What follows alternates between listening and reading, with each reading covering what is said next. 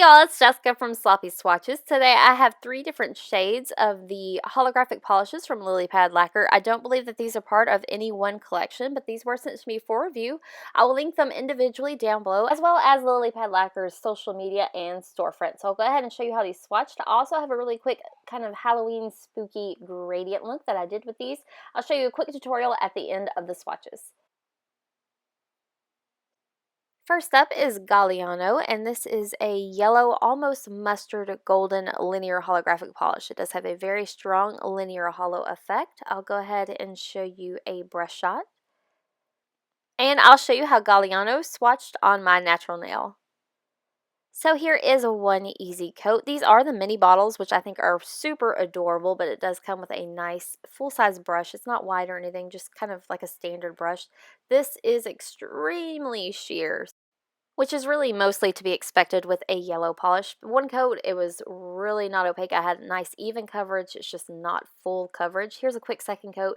Again, it builds up that linear hollow a little bit, but is not anywhere close to being opaque. Honestly, I would use this as a topper over white because I do enjoy the color and it's really pretty. But here, even at 3 coats, it's not completely opaque for me.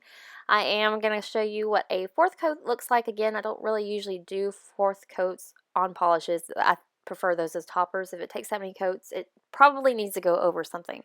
So here's 4 coats, and it is right on the edge of being opaque at 4 coats, but I really would prefer this one over a white base. Here's a look at the completed mani before top coat. So it is a very strong golden, really pretty linear holographic polish. Here's a view from another angle in direct sunlight with top coat. And again, this is just 4 coats on its own. This is my swatch photo under artificial lighting. And once more at an angle in direct sunlight. Next up is Close Encounters, and this is a very dark but vivid purple, like a royal purple linear holographic polish. I'll show you a brush shot. And I'll show you how Close Encounters swatched on my natural nail. So here is one coat. This one is very pigmented, so I would recommend a base coat, but the formula is really nice, really easy to use, no pooling or anything like that. So great coverage at 1 coat. I'm going to let this dry and come back in for 1 more coat.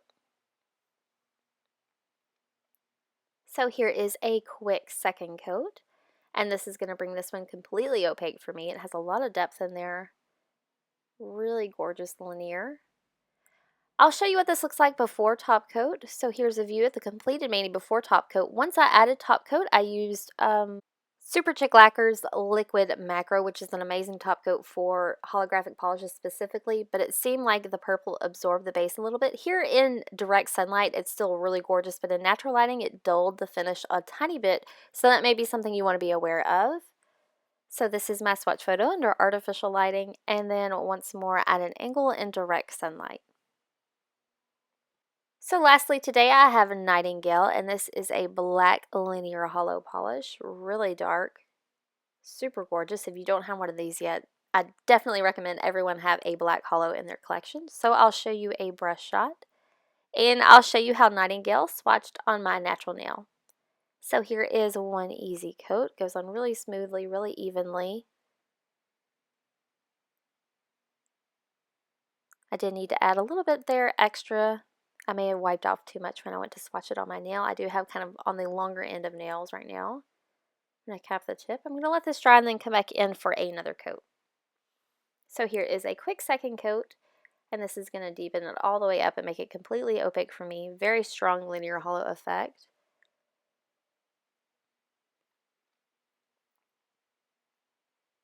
So here is a look at the completed mani before top coat.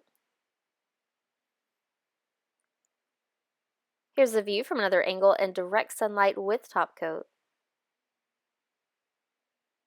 This is my swatch photo under artificial lighting. And once more at an angle in direct sunlight.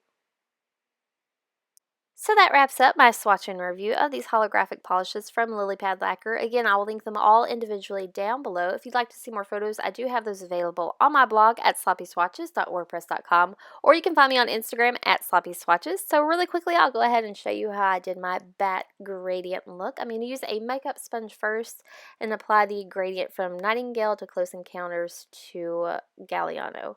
I did this over a white base. I'm using Tuck Polishes Pure here. And it didn't really matter how many times I stamped. I am no queen at gradients, I promise. I'm not very good at them, but I do like practicing them. These did not want to work for me. I found that once I stamped them on first, it was nice and pigmented, but once I rolled my sponge, it kind of took off. What I actually found that works best for me is to roll the stamp on and just stop there. I'm going to go in and do almost a dry brush gradient. I'm not even sure if that's what it would be called, but I'm going to apply polish directly to my nail just with the brush that it came in. So I'm going to start with Nightingale towards the tips. I'm going to work it up towards the cuticle area.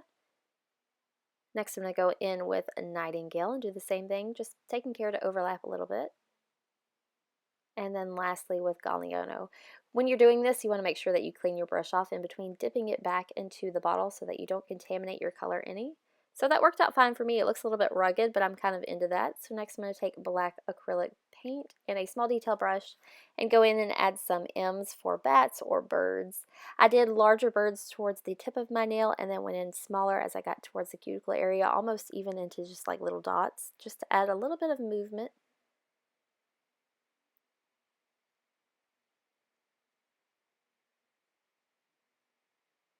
So next I'm going to top coat again with a liquid macro from Super Chick Lacquer.